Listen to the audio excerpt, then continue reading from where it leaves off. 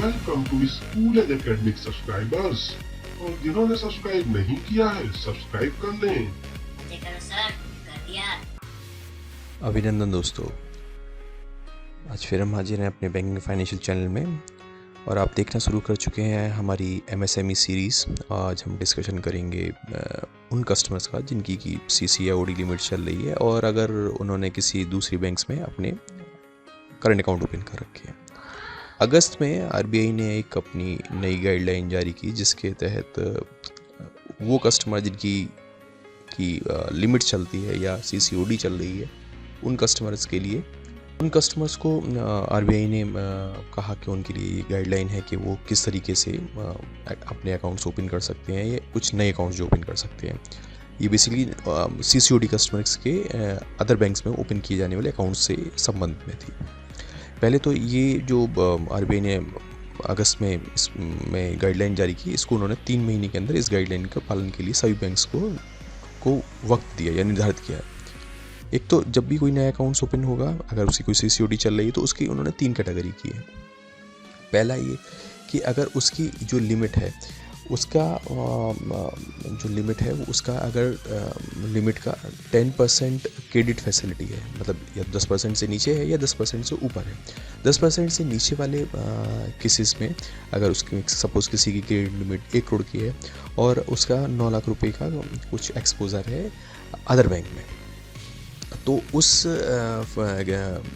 स्थिति में जिसकी यहाँ पर लिमिट है सीसी या ओडी है, उस बैंक मतलब कस्टमर को अपने लेस देन 10% वाले 9 लाख रुपए वाले अकाउंट से या तो वो सिर्फ सारी फैसिलिटी मतलब सारे ट्रांजैक्शंस अपनी मेन अकाउंट में करेगा, मेन सीसीओडी वाली अकाउंट्स में करेगा। और अगर वो इसको लिमिट के तौर पर रखना चाहता है तो ये या तो WCTL के तौर पर वर्किंग कैपिटल टर्म लोन या वर्किंग कैपिटल डिमांड लोन के तौर पर ही संभव है, अदरवाइज संभव नहीं है। अगर उसकी लिमिट मोर देन 10% है, मतलब 1 करोड़ की लिमिट है और उसकी लिमिट 11 लाख से ऊपर है, उस परिस्थिति में वो लिमिट को चला सकता है।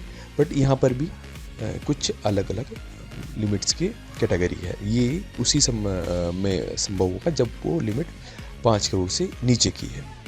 ये तभी संभव है, 5 करोड़ से नीचे वाली लिमिट्स में ही ये संभव हो पाएगा, अदरवाइज़ उसको अपनी मेन बैंक्स के बिना परमिशंस के वो नहीं चला सकता है। इसमें 2 चीज़ें और भी आती हैं। एक तो टर्म लोन वाली, टर्म लोन के लिए आरबीआई ने बोला है कि अगर वो टर्म लोन है तो चूँकि ये स्पेशल लोन है, आप किसी मशीन्स या किसी पर्टिकुलर चीज़ के लिए ले रहे हैं तो बैंक्स को सीधे उस वेंडर को पेमेंट करना होगा जहाँ से वो चीज़ें आ रही हैं, उसके लिए अलग अकाउंट्स क्रिएट करने की ज़रूरत नहीं है। और एक होता है कंसोर्टियम लेंडिंग। तो कंसोर्टियम लेंडिंग कस्टमर्स में से जो प्राइमरी लीडिंग बैंक होगा, ये उसको निर्धारित करना होगा अकाउंट को, ये उसके बेस में निर्धारित किया जाएगा।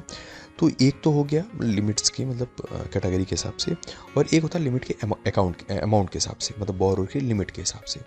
अगर उसकी लिमिट 50 करोड़ से ऊपर है किसी कस्टमर की, तो वो सिर्फ और सिर्फ एस्क्रो अकाउंट्स, जो कि लेंडिंग बैंक है जिसने लोन दिया हुआ, उसकी परमिशन सिर्फ एस्क्रो अकाउंट ओपन कर सकता है अदर बैंक्स में। और अगर उसकी लिमिट 5 करोड़ से 50 करोड़ के बीच में है तो सिर्फ और सिर्फ कलेक्शन अकाउंट, वो भी लेंडिंग बैंक की परमिशन से। और अगर उसकी लिमिट 5 करोड़ से नीचे की है तो वो अकाउंट ओपन कर सकता है, उसको परमिशन है अकाउंट ओपन करने की। बट सामने वाली बैंक्स को जब भी उसकी लिमिट 5 करोड़ या 5 करोड़ से ऊपर होती है तो इन्फॉर्म करना होगा। और बैंकों को भी ये गाइडलाइन जारी की गई, उनको हर क्वार्टर में इसकी जानकारी आरबीआई को भी देनी होगी और एक आपस में इंटर बैंकिंग अगर ज़रूरत पड़ती है तो वो जानकारी इन्फॉर्मेशन बैंकों को द्वारा शेयर की जाए। और कस्टमर को भी ये गाइड किया गया है कि वो अगर उसकी लिमिट किसी भी समय पर 5 करोड़ या 5 करोड़ से ऊपर होती है तो वो इन्फॉर्म करेगा। तो ये कुछ नियम थे जो कि एमएसएमईज़ कस्टमर्स के लिए आरबीआई द्वारा निर्धारित किए गए। ये बेसिकली इसलिए है कि जिसने भी लेंडिंग की है, जिसने भी लोन दिया हुआ है, सारा का सारा पैसा उस पर्टिकुलर अकाउंट में ट्रांजेक्ट हो, जिससे कि लेंडिंग बैंक्स को वक्त रहते एक्शन लेने का टाइम मिल सके। तो ये थी हमारी पेशकश अदर बैंक अकाउंट्स के ऊपर दोस्तों। धन्यवाद। उम्मीद करते हैं आपको हमारा प्रयास अच्छा लगा होगा। आपके अगर कोई भी सजेशन है, फीडबैक्स तो अवश्य दें और उसको सब्सक्राइब करना ना भूलें, जिससे कि हम आपके सामने अपनी अगली प्रस्तुति और आपके ज़रूरत के हिसाब से उसको बना सकें।